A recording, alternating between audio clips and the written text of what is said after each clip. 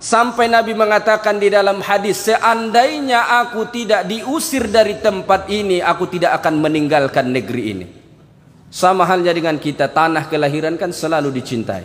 Sejauh manapun kita pergi berjalan, kerinduan pasti ada ke tempat kelahiran kita. Maka Rasulullah sallallahu alaihi wasallam hijrah dari Makkah ke Madinah karena Nabi tidak dapat lagi menjalankan syariat Islam di Makkah. Tidak kondusif. Nabi sallallahu alaihi wasallam akan dibunuh. Mereka bermusyawarah untuk membunuh Rasulullah sallallahu alaihi wasallam. Diutuslah pemuda-pemuda terbaik dari setiap kabilah untuk mengepung rumah Nabi dengan tujuan satu, membunuh Rasulullah sallallahu alaihi wasallam. Saat itu Allah perintahkan Nabi sallallahu alaihi wasallam untuk hijrah. Maka hijrah itu makna asalnya al-intiqal ataupun ar-rahil, berpindah min biladil kufr, dari negeri kafir ke negeri orang yang beriman. Lalu pertanyaannya, hari ini apakah kita hijrah seperti Rasulullah dulu hijrah? Rasanya tidak perlu. Kenapa? Kita tinggal di negeri bumi Melayu yang menjunjung tinggi agama Islam, mengamalkan Islam, nyaman, tentram kita mengamalkan Islam. Kita buat kajian tidak ada yang mengganggu, alhamdulillah. Kita azan kencang tidak ada yang mengganggu. Ini satu nikmat yang luar biasa Bapak Ibu sekalian. Kadang-kadang kita tidak sadar bahwa ini nikmat yang sangat mahal. Ketika Ibrahim alaihi salam sampai ke Makkah, apa doa Nabi Ibrahim? Salah satu doa Ibrahim ialah Rabbi ji'al hadza baladan amina warzuq ahlahu minas thamarat. Ya Allah, jadikanlah negeri ini negeri yang aman dan berilah rezeki buah-buahan kepada penduduknya. Coba renungkan doa Nabi Ibrahim ini.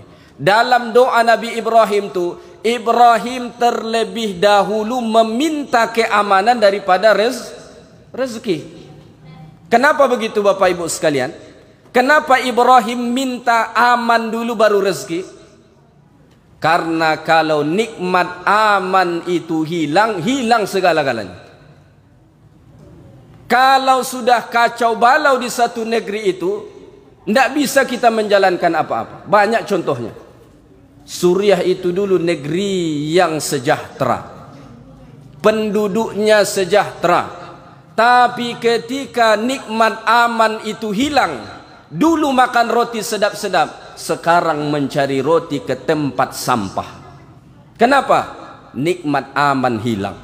Maka kita harus bersyukur kepada Allah Ta'ala, tinggal di negeri yang aman, bisa menjalankan agama dengan baik. Apalagi Pekanbaru. Pekanbaru ini kalau pada pandangan saya antara kota yang paling islami di negeri kita ini. Kalau kita bandingkan dengan kota-kota yang lain, kajian ada juga, tapi Pekanbaru sepertinya mempunyai kekhususan tersendiri. Ini antara kota yang paling islami menurut saya. Bukan berarti mengatakan kota yang lain tidak islami, tapi Pekanbaru ini kita perlu merasa bertuah. Kita perlu merasa berbangga, bersyukur kepada Allah tinggal di sini, negeri di mana kita bebas mengamalkan Islam. Ustadz-ustadz mau ceramah tak perlu izin. Siapa saja boleh izin. Bahkan bergelar insinyur pun bisa jadi penceramah. Luar biasa. Kalau kita ke negara lain jangan coba-coba. Tidak usah jauh-jauh. Malaysia. Karena saya lama di Malaysia, sampai sekarang ngajarnya ke Malaysia. Jadi besok subuh itu, satu kuliah saya ke Malaysia, kuliah subuh, satu di Simpang 3. Ya. Saya setiap hari mengajar ke Malaysia, karena memang saya lulus dari sana. Ya. Di sana itu, untuk ceramah saya tidak bisa. Oh saya kan sarjana agama pun tidak bisa. Harus dapat tauliah dulu. Mudahnya tauliah ini kita sebut saja, dapat SIM dulu.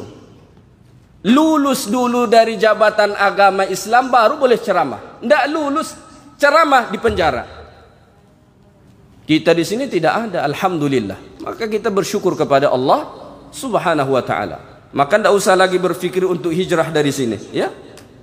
Tidak perlu lagi kita berfikir untuk hijrah dari Pekanbaru. Ini negeri yang alhamdulillah sampai saat ini negeri yang aman, damai, tenang untuk mengamalkan agama Islam.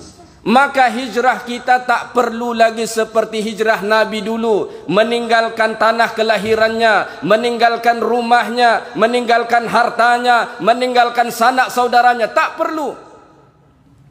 Lalu apa hijrah yang perlu kita buat? Saya ingin menyampaikan 4 poin hijrah yang perlu kita terapkan pada zaman sekarang ini. Yang pertama, hijrahlah kita dari hal-hal yang diharamkan Allah.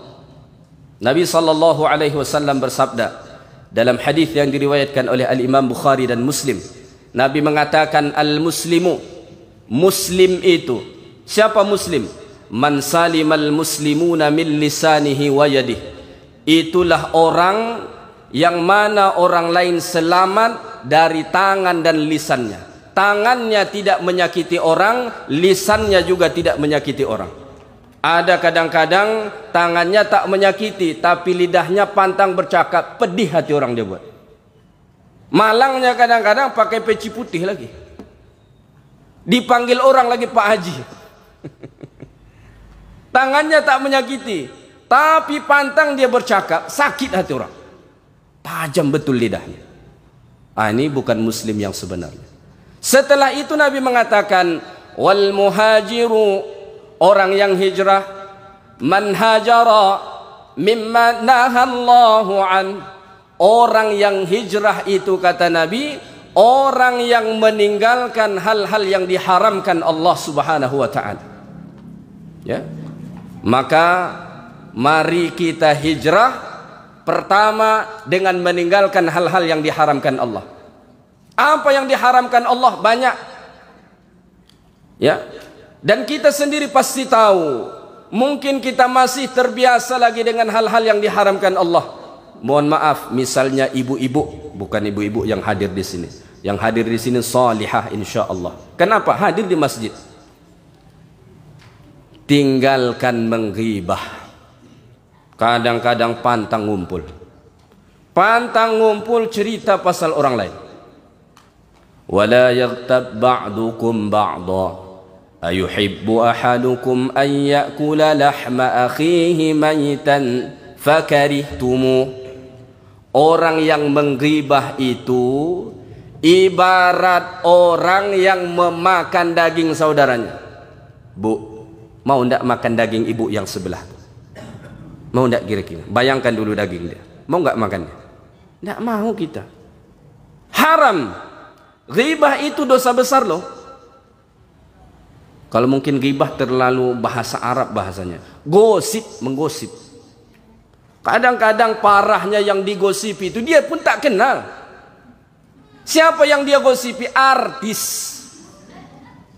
Kebanyakan nonton sinetron, satu pro dengan artis yang ini, dia pro dengan artis yang ini. Pantang ketemu menggosip artis. Artisnya aja tidak kenal dengan ibu.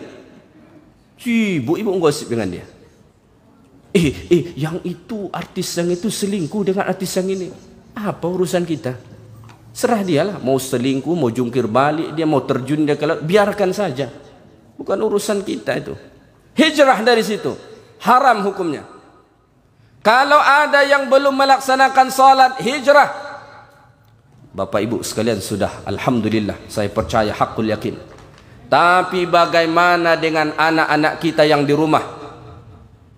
Tanggung jawab kita sebagai orang tua. Allah mengatakan, qu anfusakum wa ahlikum nara. Selamatkan dirimu dan keluargamu dari api neraka. Tanggung jawab ayah nomor 1 bukan hanya memberi makan, minum, pakaian, tempat tinggal, tapi pastikan mereka melaksanakan ajaran Allah Subhanahu wa taala. Cek anak kita, salat tidak 5 waktu sehari semalam. Kalau belum salat, hijrahkan dia.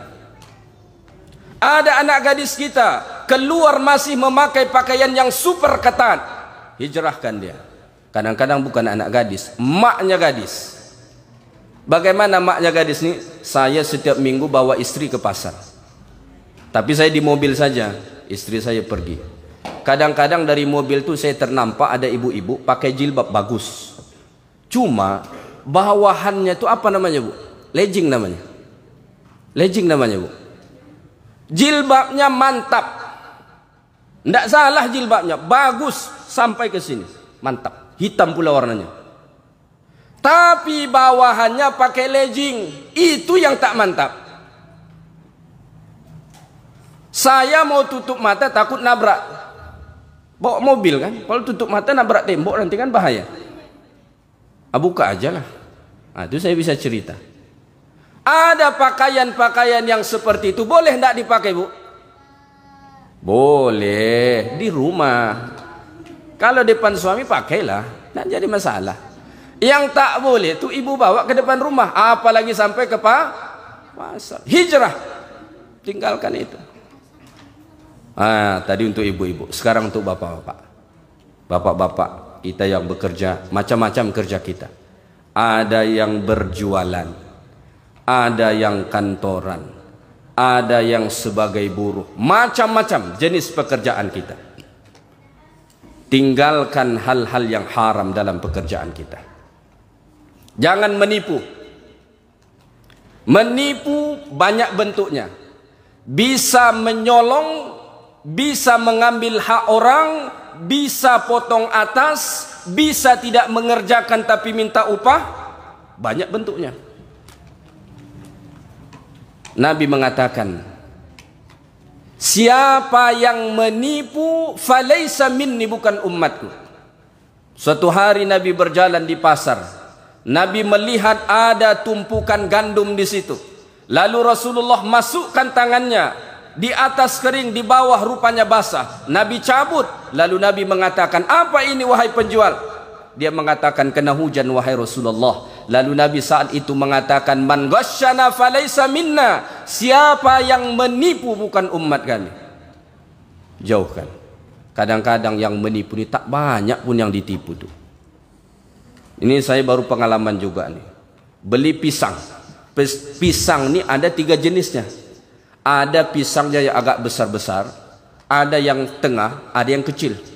Ya, pisang itu kan begitu. Kalau yang atas tuh sisirnya biasanya lebih gede, makin ke bawah makin kecil. Harganya beda. Istri saya mau beli, dia mau beli yang paling besar tuh. Berapa harganya? Katanya 15.000. Oke. Saat ngambil uangnya dia tidak lihat pisang tuh. Penjual tuh ambil yang kecil tuh, masukkan ke dalam plastik. Kita pun tak tengok sampai ke rumah baru kita tahu, kenapa ini yang dikasih? Kita tidak terlalu masalah. Cuma sebahagian orang menghalalkan hal seperti itu. Nampaknya sepele. Kalaupun dia dapat uang berapa, paling 2.000 perak, itu aja dia dapat, tak banyak. Tapi dosanya na'udzubillahi min dzalik. Apa kata Allah dalam Quran? Wailul lil mutaffifin alladzina idza iktalu 'alan nasi yastawfun wa idza kaluhum aw wazanuhum yukhsirun. Ala yadhunnu ulaika annahum mab'uthun liyaumin 'adzim yauma yaqumun nasu lirabbil alamin. Celaka al-mutaffifin. Siapa mutaffifin itu? Orang yang melakukan perbuatan tatfif. Tatfif itu kata para ulama tafsir, mengurangkan sedikit saja dalam timbangan atau takaran. Kalau kita pergi ke situ, kita bilang, Pak mau beli 1 kilo, mau beli 1 kilo, ditimbang di timbangan dia itu 1 kilo kita lihat. Saat kita bawa ke rumah, kita timbang dengan timbangan yang normal, kurang sedikit, tidak banyak kurangnya. Tatfif itu bukan banyak, sedikit. Dengan perbuatan itu pun kata Allah, wail. Wail itu apa artinya? Ada beberapa tafsiran. Salah satu tafsiran para ulama, wail itu bermakna wadin fi jahannam, satu lembah di dalam api neraka jahannam Allah Subhanahu wa taala. Wal iyadzu billah. Kalaupun dia tadi untung, paling untung 1.000 perak. Ruginya lebih besar. Makanya menipu orang tidak ada untungnya. Tidak ada untungnya. Dapat 1.000-2.000 perak, balasannya bandingannya neraka. Mana untung? Tidak ada untung, tak ada untungnya. Maka tinggalkan hal-hal yang diharamkan Allah.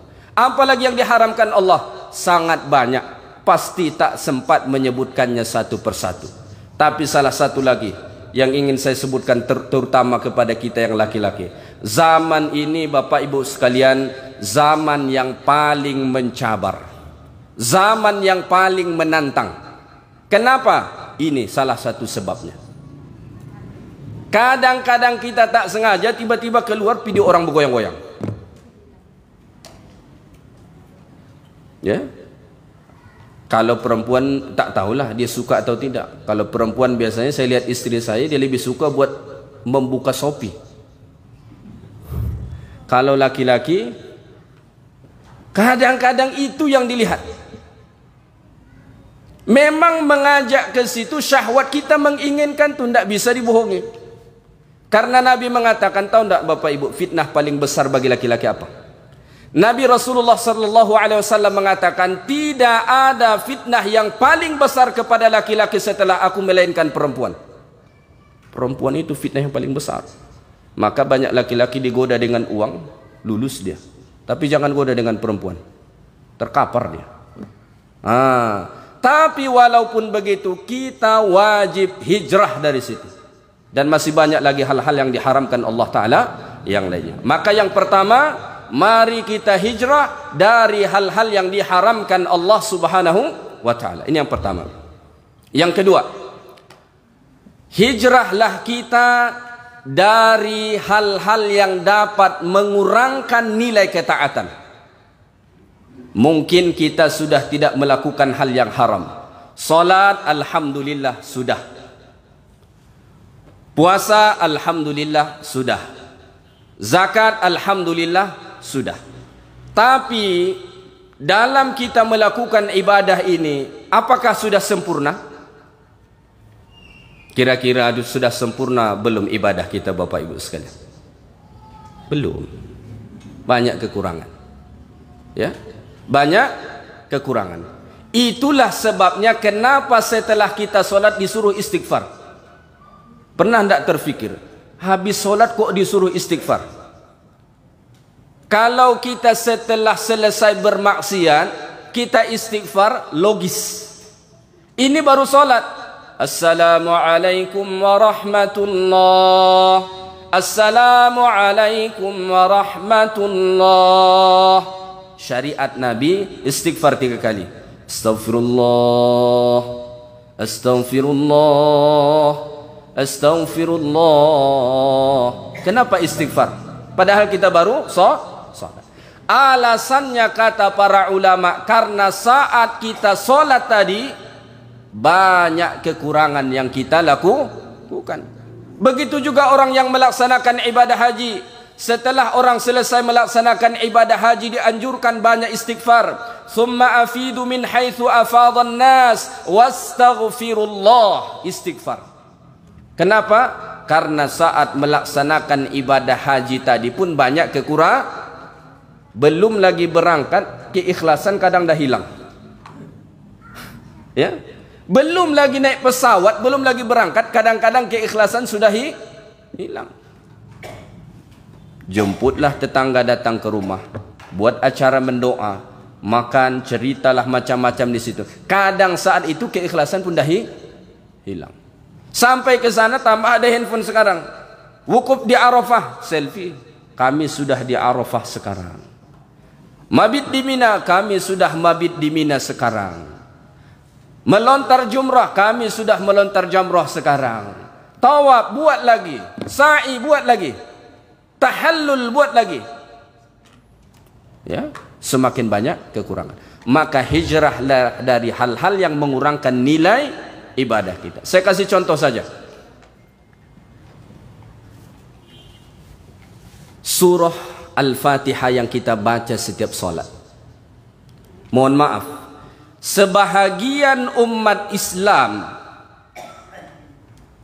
bacaan Al-Fatihah dia sampai hari ini ada yang umur sudah 50, 60, bahkan 70. Bacaan Al-Fatihah dia, kualitas bacaan Al-Fatihah dia dulu sama saat dia berumur 5-6 tahun.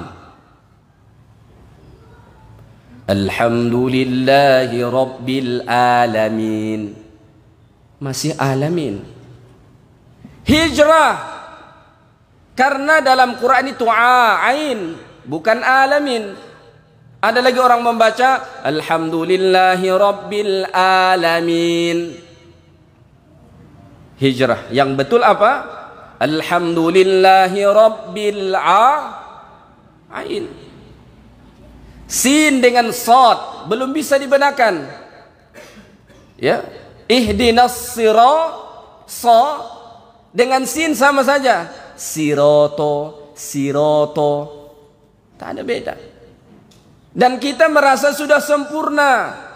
Oh, aku kan tidak bermaksiat, aku tidak berzina, aku tidak minum khamar, aku sudah salat. Kembali muhasabah. Sudah seperti apa salat kita? Alhamdulillah sudah salat. Tapi dalam salat itu sendiri ada yang harus kita hijrahkan. Yaitulah kekurangan-kekurangan yang tadi. Maka Bapak Ibu sekalian, mungkin di masjid ini ada kelas tahsin. Kalau di sini ada tahsin, ikutlah belajar tahsin Al-Quran. Kalau tak ada imam kita yang bagus bacaan, belajar tahsin dengan dia. Jangan lagi kita menganggap belajar Quran ini untuk anak-anak. Ini persepsi yang sesat nih. Kita itu selalu mempersepsikan belajar Quran itu untuk anak-anak belajar Quran. Emang yang bapak-bapak sudah bisa? Kan itu pertanyaannya. Emang yang ibu-ibu sudah bisa?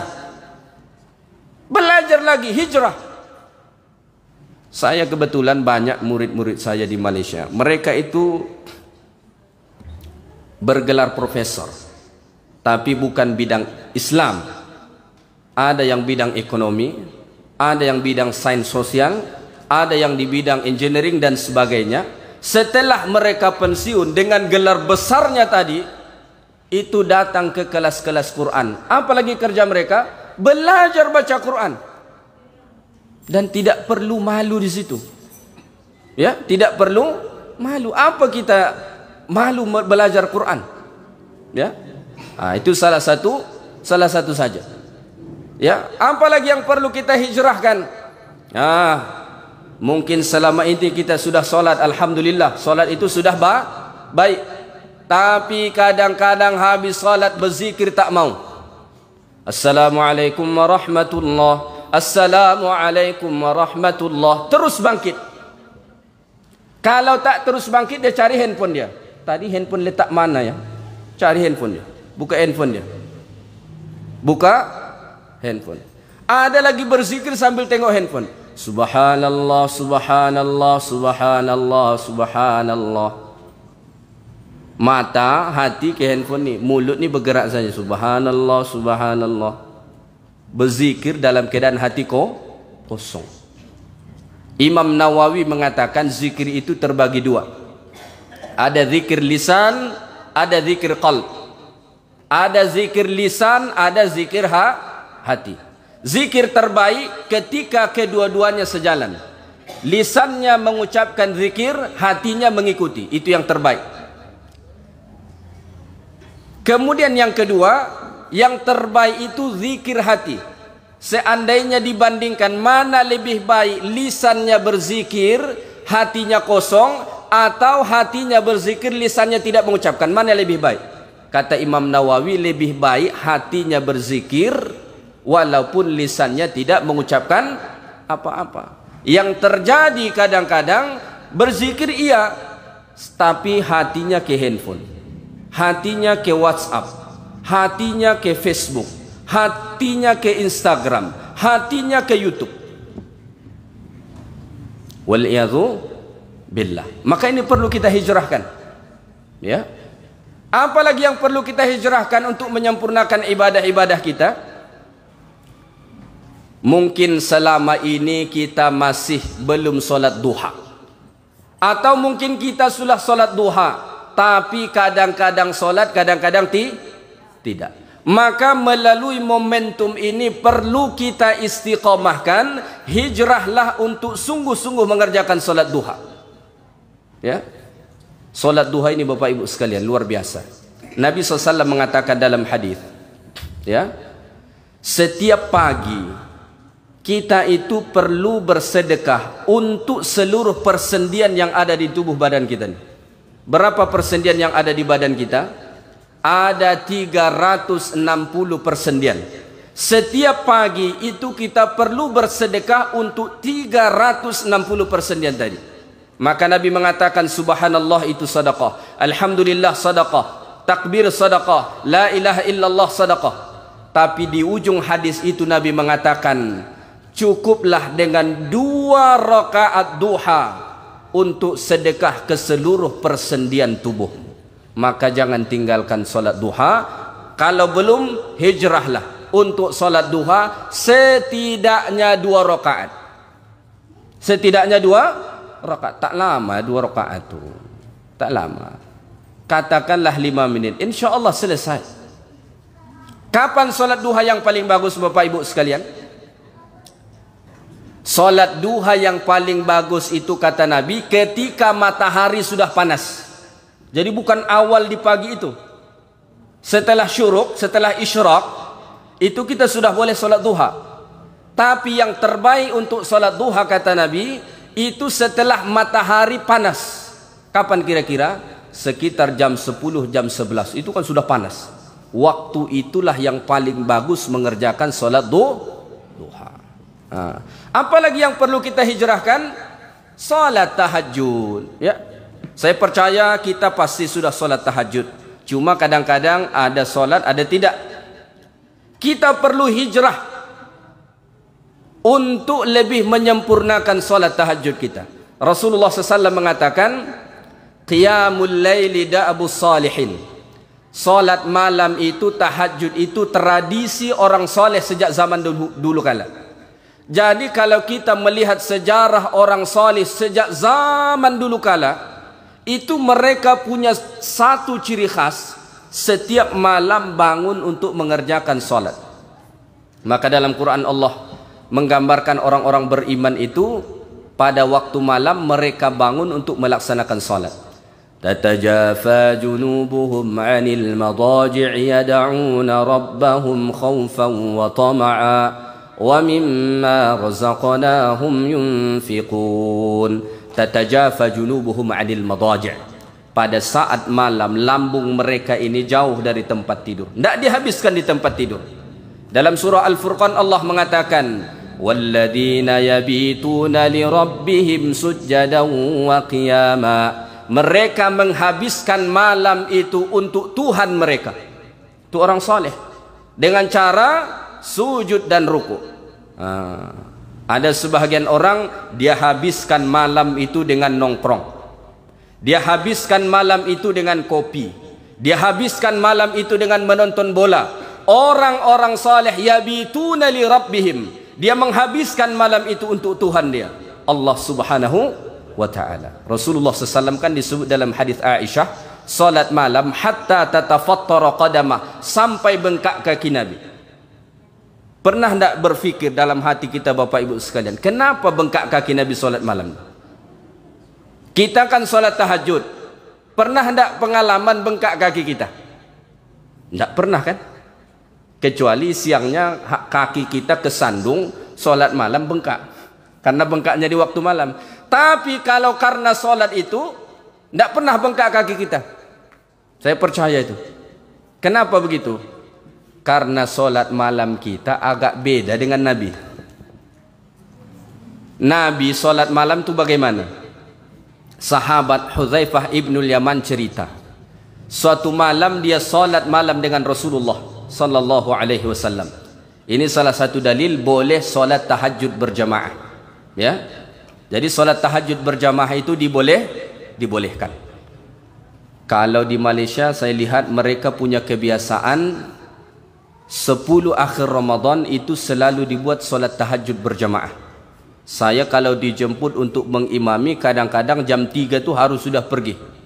Karena tempatnya kadang-kadang agak jauh masjidnya ya. Boleh. Hudzaifah ibn Yaman cerita, suatu malam dia solat di belakang Rasulullah SAW. Nabi pun membaca Al-Fatihah. Setelah Nabi membaca ghairil maghdubi alaihim waladdallin, amin. Setelah itu apa Nabi baca? Nabi baca Al-Baqarah. Alif lam mim, dzalikal kitabu la raiba fihi hudal lil muttaqin. Dalam hati Hudzaifah ibnul Yaman, nanti 100 ayat ruku Nabi ini. Husnuzon betul Hudzaifah ibnul Yaman. Kalau kita imam mulai alif lam mim, dalam hati kita apa? 5 ayat ruku imam ni. Kalau ndak ruku, batuk kita di belakang. Pertama yang di sini, berjangkit seterusnya. Sampai 100 ayat Nabi tak ruku. Dalam hati Hudzaifah ibnul Yaman, oh berarti Nabi nanti ruku setelah habis Al-Baqarah. Husnuzon betul. Habis Al-Baqarah yang 286 ayat, hampir 3 juz itu, ternyata Nabi belum ruku. Setelah itu Hudzaifah ibnul Yaman pun tidak ada lagi membuat sangkaan-sangkaan. Hantam jalah wahai Rasulullah. Masuk Ali Imran belum ruku, sampai masuk An-Nisa baru ruku. Berapa juz itu? Al-Baqarah, Ali Imran, An-Nisa, dah berapa juz itu? 5. Lebih kurang 5. Ya. 1 rakaat. Itu bukan langsung begitu. Setiap jumpa ayat yang berbicara Rahman, itu Nabi berdoa meminta rahmat. Setiap jumpa ayat azab, Nabi berdoa berlindung dari azab. Artinya lebih lama lagi. Bagaimana tak bengkak kaki kalau begitu? Ya kan? Makanya jangan kita heran, Nabi itu kok bengkak kakinya, saya tak bengkak-bengkak katanya. Iyalah kita Al-Ikhlas, Al-Falaq, An-Nas. Mana akan bengkak? Rakaat pertama Al-Ikhlas, rakaat kedua Al-Falaq, tapi jadilah daripada tak ada. Ya kan? Ini saya pengalaman. Umroh pada bulan Ramadan. Saya dengan kawan, kalau umroh pada bulan Ramadan tu biasanya sebelum asar kita sudah pergi ke Masjidil Haram. Setelah asar tu kita tak balik. Karena kalau balik nanti tak dapat tempat yang enak lagi. Ya, dan kita balik pun tak ada untuk makan kan, puasa. Sampai ke maghrib di situ. Maghrib ada berbuka, roti, teh, kopi dan sebagainya disediakan, kurma. Berbuka. Setelah itu sampai ke Isya kita di masjid. Setelah Isya itu kan salat tarawih. Salat tarawih di sana kan agak lama. Itu betul-betul kejadian. Kawan saya itu bengkak kakinya. Saat itu saya baru sadar, ternyata tidak sampai 5 juz pun kalau model kita ini dah bengkak. Maka Rasulullah itu hatta tatafattara qadamah, kata Aisyah, sampai bengkak kaki Nabi. Karena solat malam Nabi begitu. Membaca Al-Quran pada waktu malam sambil solat itu satu kenikmatan yang luar biasa bagi orang-orang salih. Maka dalam Quran Allah Ta'ala sebut, Ya ayyuhal muzammil qumil layla illa qalila nisfahu awin qus minhu qalila aw zid alaihi warattilil qur'ana tartila. Wahai orang yang berselimut, qumil lail, bangunlah kamu waktu malam, tanggalkan selimutmu. Qumil lail, kalau kamu sanggup setengah malam buat setengah malam, kalau sanggup lebih buat lebih, kalau kurang boleh, tidak ada masalah. Warattilil qur'ana tartila, saat kamu salat bacalah Quran itu dengan tartil, karena itu lebih menyentuh kepada hatimu, karena itu lebih mengena kepada hatimu, karena itu lebih khusyuk membaca Al-Quran pada waktu malam. Maka ini hijrah yang kedua. Mungkin kita sudah tidak berbuat dosa yang rutin lagi, kita sudah melakukan ketaatan kepada Allah, tapi dalam melakukan ketaatan ini kita masih banyak kekurangan di sana sini. Hijrahlah kita mengarah kepada ketaatan yang lebih sempurna. Ini yang kedua. Udah berapa lama nih? Nanti lebih pula. Oke, sekitar 15 menit lagi lah ya. Hijrah yang ketiga. Hijrahlah dari hal-hal yang syubhat. Apa itu syubhat? Nabi mengatakan, innal halala bayyin, yang halal itu jelas. Wa innal harama bayyin, yang haram itu juga jelas. Halal haram itu jelas dan terang. Wa bainahuma umurun mushtabihat, di antara halal dan haram ini ada hal-hal yang syubhat, tidak jelas kehalalannya dan tidak jelas keharamannya. Nabi perintahkan kita tinggalkan itu, hijrah dari situ. Maka Hasan Al-Basri rahimahullah mengatakan, tidak dikatakan seseorang itu betul-betul bertakwa kepada Allah hatta taraku katsiran minal halal mukhafatal haram. Tidak dikatakan seseorang itu benar-benar bertakwa kepada Allah sehingga ia banyak meninggalkan hal-hal yang halal karena dia takut jatuh kepada yang haram. Jadi walaupun sesuatu itu halal menurut kita, kalau berpotensi membuat kita melakukan hal yang haram, mesti tinggalkan. Ibrahim bin Adham pernah suatu ketika berada di dekat sumur Zamzam. Orang minum air Zamzam, dia tak minum air Zamzam. Lalu ditanya, wahai Ibrahim bin Adham, kenapa engkau tidak minum air Zamzam nih? Apa jawaban Ibrahim bin Adham? Lau kana li dalwun lasyarabtu, seandainya aku punya gayung sendiri, aku akan minum air Zamzam. Ibrahim bin Adham tidak mau menggunakan gayung yang di situ, walaupun orang lain menggunakannya. Kenapa? Dia takut gayung itu tidak diizinkan untuk dia. Kalau tak diizinkan, dia menggunakan hak orang lain, jatuh kepada yang haram.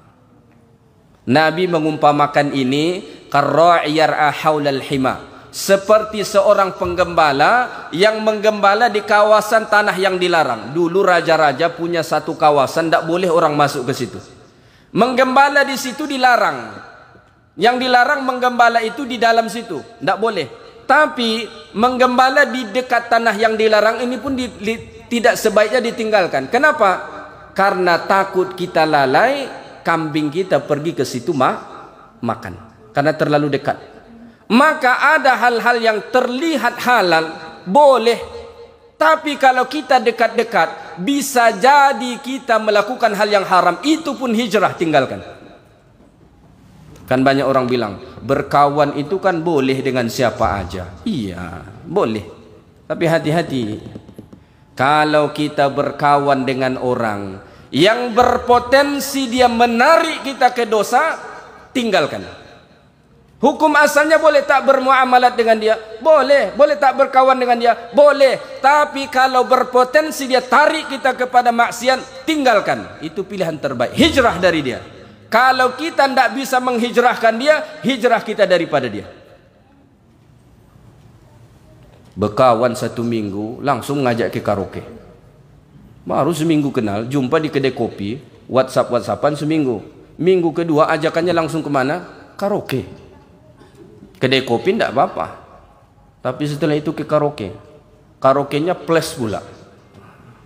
Sudahlah, hijrah, tinggalkan. Ya. Kawan-kawan yang tidak berhenti menggosip, bu, tinggalkan. Tapi dakwah dulu mereka, kalau bisa ajak mereka hijrah. Bu, gosip itu tidak baik. Tetap aja dia tidak mau, kita yang hijrah dari mereka. Ya.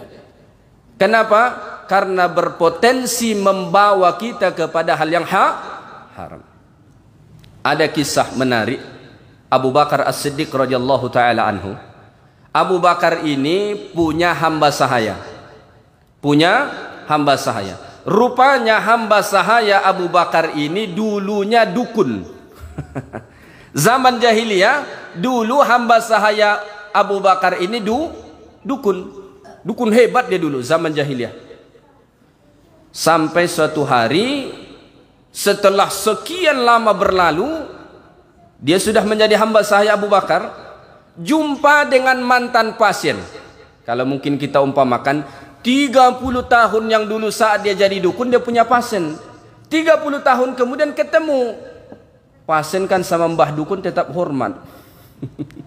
Dibelikanlah makanan. Makanan ini dibawa hamba sahaya Abu Bakar ke dalam rumah. Abu Bakar pun makan. Setelah Abu Bakar makan, hamba sahaya ini tanya, "Wahai tuan, tahu tidak makanan itu dari siapa?" Abu Bakar mengatakan, "Saya tak tahu." Lalu dia cerita, "Makanan ini dikasih oleh mantan pasienku dulu. Dulu kan aku profesinya dukun. Saat itu dia datang berobat ke saya. Tadi barusan ketemu, dia kasih makanan." Apa yang dilakukan oleh Abu Bakar? Dia masukkan tangannya ke dalam mulutnya, ke dalam tenggorokannya, memuntahkan seluruh makanan itu. Kira-kira halal atau tidak makanan tadi? Kalau secara zahirnya kita lihat halal. Kenapa? Itu kan dikasih kawannya. Dia sudah tidak jadi dukun lagi. Lalu kenapa Abu Bakar memuntahkannya kembali? Abu Bakar takut masih ada hubungannya dengan perdukunan dia yang dulu. Karena perdukunan itu haram. Tidak ada yang menghalalkan perdukunan. Ya. Abu Bakar memuntahkan makanan itu karena Abu Bakar takut masih ada hubungannya dengan perdukunan yang dulu. Sama orang datang ke rumah, ketuk pintu. "Pak, ya, ini ada parcel lebaran, Pak." Datanglah bawa parcel lebaran plus dengan amplopnya. Dia bilang, "Oh, bolehlah kita terima. Ini kan hadiah pemberian." Tengok dulu. Parcel itu datang, hadiah itu datang, apakah ada kaitannya dengan jabatanmu atau tidak? Jangan-jangan karena ada kaitannya sama jabatan. Kalau ada kaitannya jadi haram. Kalau memang murni tidak ada, halal boleh. Begitulah orang-orang yang saleh menjaga kemurnian ibadah mereka, kemurnian agama mereka. Jadi bukan hal yang haram saja yang harus kita hijrahkan, hal-hal yang halal yang berpotensi kepada yang haram pun wajib kita hijrah daripadanya. Yang terakhir, yang keempat, hijrahlah dari hal-hal yang tidak bermanfaat. Nabi mengatakan, "Min husni islamil mar'i tarkuhu ma la ya'nihi." Antara tanda bagusnya, baiknya Islam seseorang, dia meninggalkan hal-hal yang tidak bermanfaat dalam hidupnya. Kita sekarang ini paling banyak melakukan hal-hal yang tidak bermanfaat. Dengan handphone saja entah berapa jam kita setiap hari habis. Kalau manfaat tak jadi masalah. Handphone ini ada manfaat, ada tidak manfaat. Tapi kadang-kadang untuk yang tidak manfaat itu saja habis berjam-jam.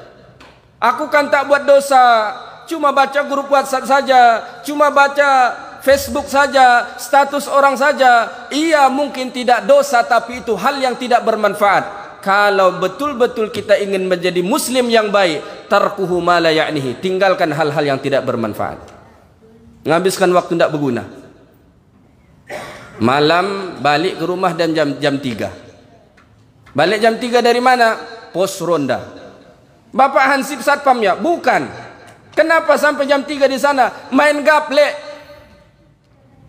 Cita-citanya mau sholat tahajud, tapi tidurnya jam 3. Gimana? Orang kalau mau tahajud tidurnya jam 10, jam 11. Bisa bangun jam 3, jam 4. Kalau tidurnya jam 3, bangunnya jam 8. Boro-boro tahajud subuh pun bisa jadi lewat. Tinggalkan itu. Hal-hal yang tidak bermanfaat. Mohon maaf, satu lagi, terutama untuk laki-laki, kalau bisa tinggalkan rokok. Saya tidak mau cerita halal atau haram. Wah, ini di Indonesia ini paling kontroversi. Ada yang mengatakan haram, ada yang mengatakan makruh. Saya tidak mau membahas itu. Tapi kalau di Malaysia saya lihat tegas betul mereka. Kalau Bapak Ibu setelah keluar dari bandara di Kuala Lumpur, ada masjid setelah itu di pinggir tol begini, pergi ke situ ada pelang besar ditulis dengan warna merah, merokok haram. Mereka di situ. Tapi saya pikir kita bersepakat rokok itu tidak manfaat. Terserahlah mau mendatangkan mudarat atau tidak, tapi saya pikir kita sepakat itu tidak mendatangkan manfaat. Kalau bisa hijrahlah. Oh Ustaz tidak bisa, kurangkan dulu pelan-pelan.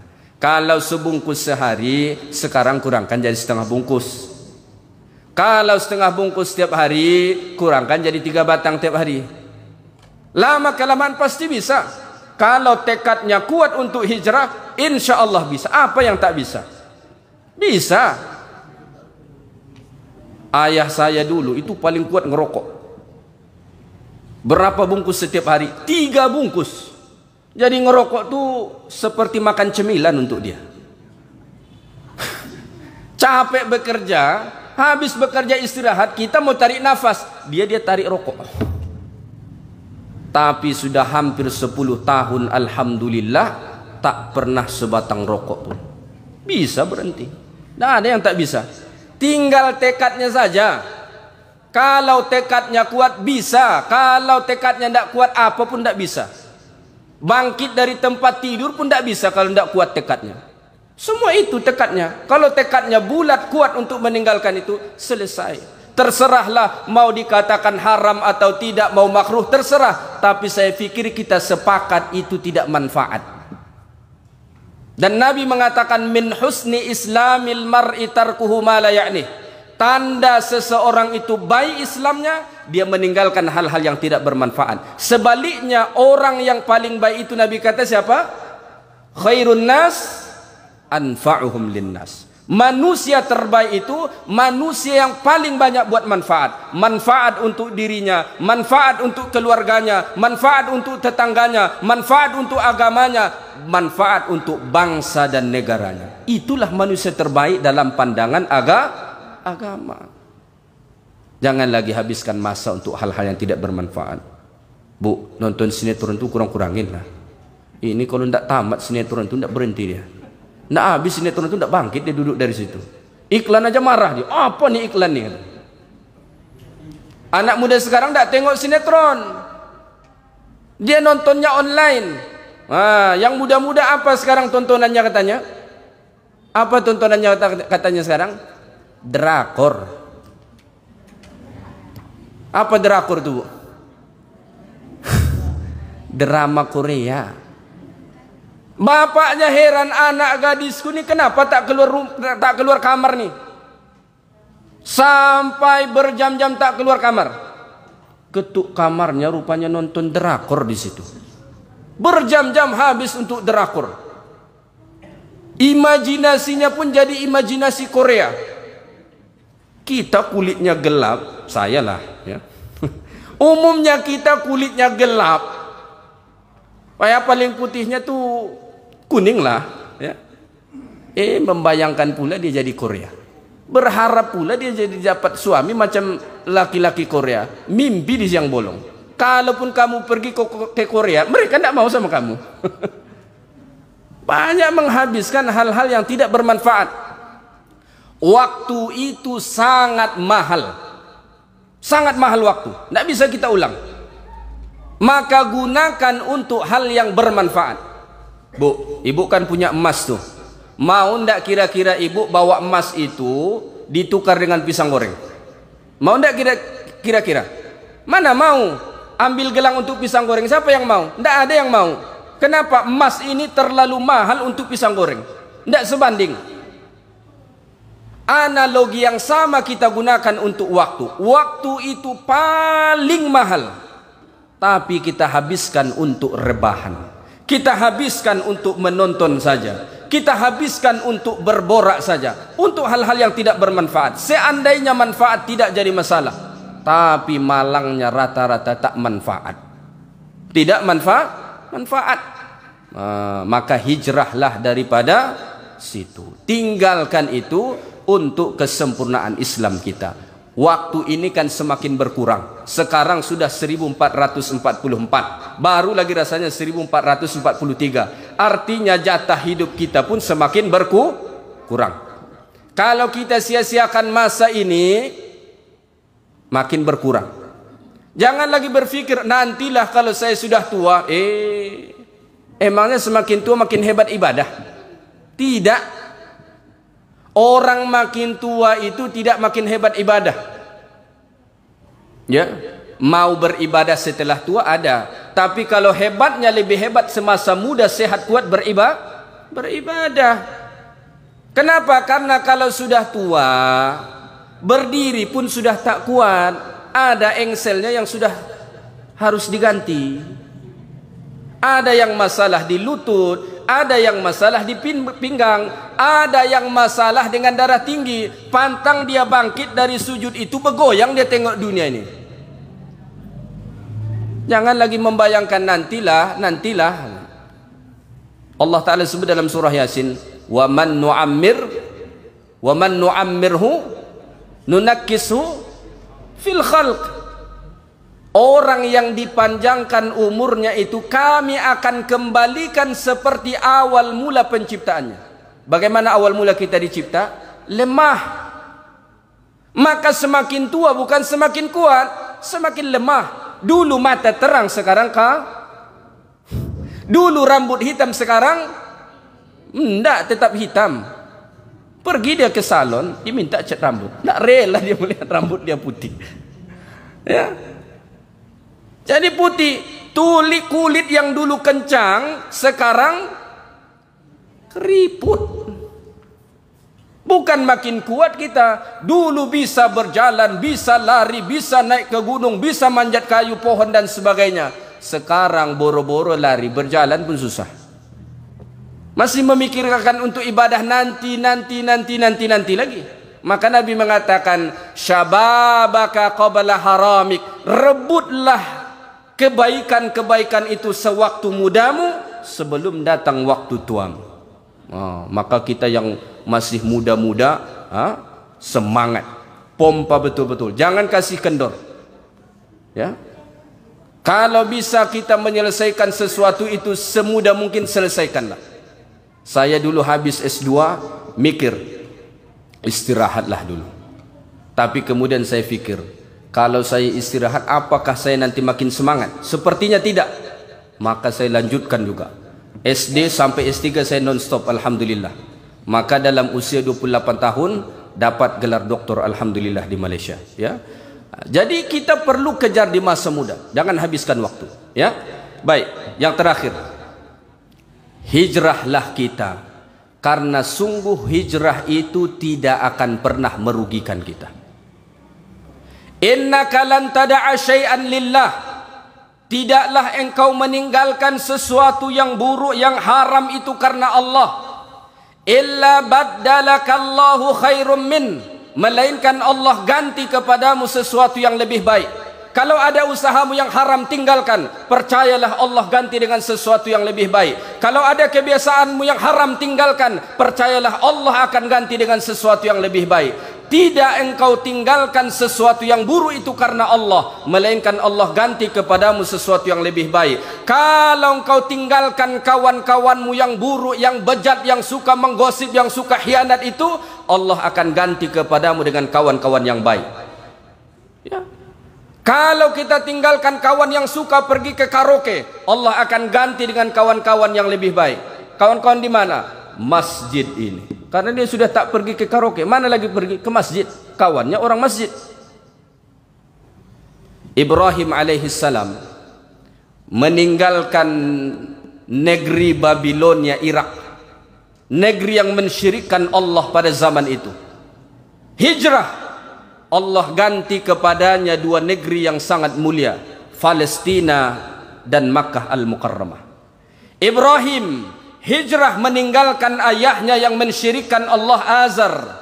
Allah ganti kepadanya dua orang anak, Nabi dan Rasul Allah, Ismail dan Ishak alaihi wassalatu wassalam.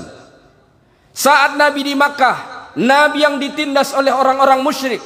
Tetapi karena Nabi hijrah, tahun 8 hijrah, Makkah itu berubah dikuasai umat Islam. Maka Allah mengatakan, inna fatahna laka fatham mubina idza jaa nasrullahi wal fath. Makkah yang diisi dedengkot-dedengkot musyrik berubah dikuasai umat Islam sampai hari ini. Asbabnya apa? Hijrah. Maka jangan ragu-ragu hijrah tuh.